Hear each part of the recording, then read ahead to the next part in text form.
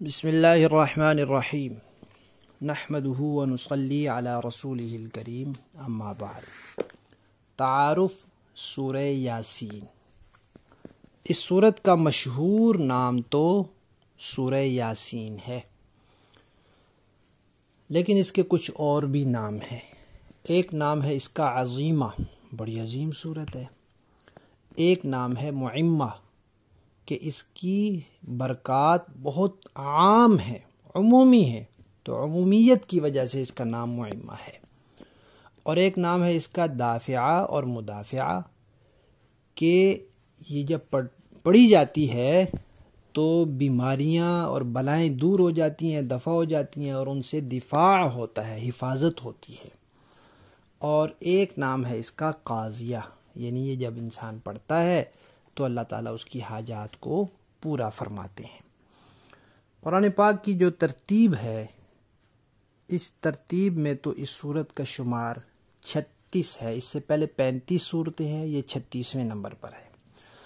اور جو قرآن پاک کے نازل ہونے کی ترتیب ہے، اس میں اس کا شمار 41 ہے۔ اس سے پہلے 40 صورتیں نازل ہوئیں۔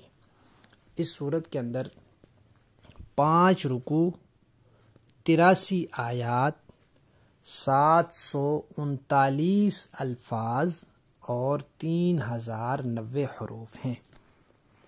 نبی کریم صلی اللہ علیہ وسلم کی ہجرت مبارکہ سے پہلے یہ سورت نازل ہوئی، اس لیے اس کو مکی سورت کہا جاتا ہے۔ اور مکہ میں آپ صلی اللہ علیہ وسلم نے جو 13 سال زندگی مبارک گزاری، اس کے یہ تقریباً درمیان میں وسط میں نازل ہوئی۔ اس سورت کا موضوع کیا ہے؟ سورت کا موضوع ہے دین کے بنیادی 3 عقیدے۔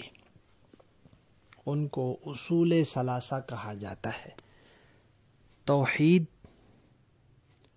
رسالت اور قیامت۔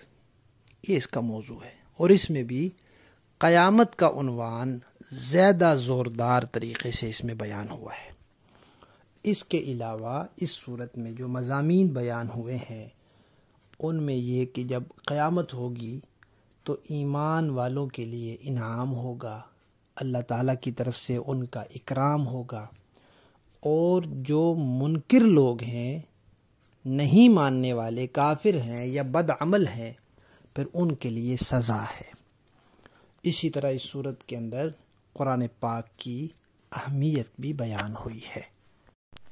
قرآن پاک کس ذات نے نازل کیا، اس کی کچھ صفات کا تذکرہ آیا ہے۔ پھر قرآن پاک کیوں نازل کیا، اس وجہ کو بھی اس صورت میں اللہ تعالیٰ نے بتایا ہے کہ قرآن پاک نازل کرنے کا مقصد کیا ہے۔ اللہ تعالیٰ نے اس صورت میں اپنی کامل قدرت کی نشانیاں بیان فرمائی ہیں۔ اسی طرح اللہ تعالیٰ کی جو حکمت ہے، اس کی کچھ نشانیاں بیان فرمائی ہیں۔ ان نشانیوں کو دیکھ کر انسان سمجھ سکتا ہے کہ اللہ تعالیٰ ایسی قدرتوں والے ہیں کہ ان کو کسی اور کی ضرورت ہی نہیں، وہ اکیلے ہی کافی ہیں۔ اسی طرح یہ سمجھ سکتا ہے کہ جس اللہ نے یہ سب کچھ بنایا ہے، وہ انسانوں کو مرنے کے بعد دوبارہ بھی زندہ کر سکتے ہیں۔ اور اللہ تعالیٰ کی حکمت کو دیکھ کر انسان یہ خوب سمجھ سکتا ہے کہ اللہ تعالیٰ نے یہ جو قرآن پاک بھیجا ہے، اس کی باتیں کتنی حکمت والی اور دانائی والی ہیں۔ جو شخص یہ قرآن پڑھ کر سنا رہا ہے، پکی بات ہے کہ وہ اللہ کا رسول ہی ہوگا۔ اور پھر اس صورت میں ایک قوم کا اللہ تعالیٰ نے تذکرہ فرمایا ہے کہ جن تک حق کی، سچائی کی دعوت پہنچی، انہوں نے اس کو قبول نہیں کیا، تو پھر ان کا انجام کیا ہوا۔ ان کے برے انجام کو بھی اللہ تعالیٰ نے اس میں ذکر فرمایا ہے۔ کافر لوگ جو مختلف قسم کے اعتراضات کرتے تھے، ان کے جوابات بھی اللہ تعالیٰ نے اس میں دیے ہیں، اور اس کے اندر ایسے مضامین کو اللہ تعالیٰ نے اس انداز میں بیان کیا ہے کہ انسان صحیح طریقے سے اس کو پڑھ لے، سمجھ لے، تو اس کو آخرت کی فکر لگ جاتی ہے، اور جب آخرت کی فکر لگ جاتی ہے تو پھر اس کے سارے کام ٹھیک ہو جاتے ہیں۔ اللہ تعالیٰ یہ صورت ہمیں صحیح معنی میں سمجھنے اور اس پر عمل کرنے اور اس کے مطابق اپنی زندگی گزارنے کی توفیق عطا فرمائے۔